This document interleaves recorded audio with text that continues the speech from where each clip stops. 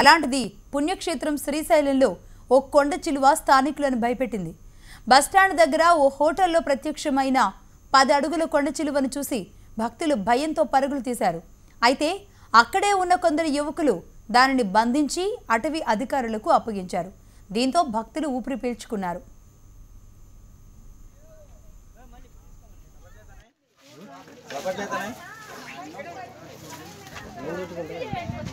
ఏం పట్టుకున్నది?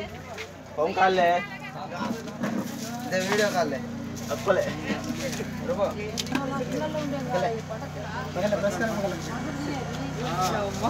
ఎవరిది?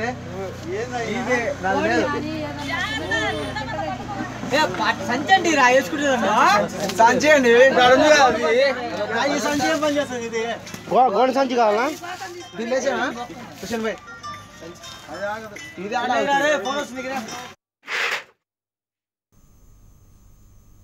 పామును చూస్తేనే భయపడుతూ ఉంటారు చాలామంది. అలాంటిది పుణ్యక్షేత్రం శ్రీశైలంలో ఒక కొండ చిలువ స్థానికులకు ఒక్కసారిగా కళ్ళకు కనబడేటప్పటికీ అందరూ భయభ్రాంతులకు గురయ్యారు.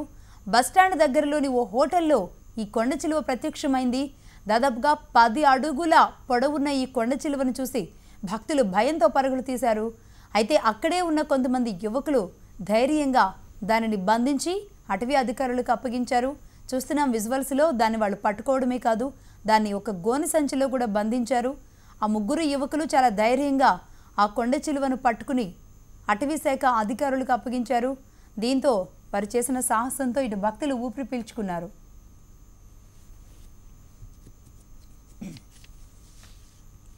హైదరాబాద్లో వర్షం దంచి కొడుతోంది. ఈదురు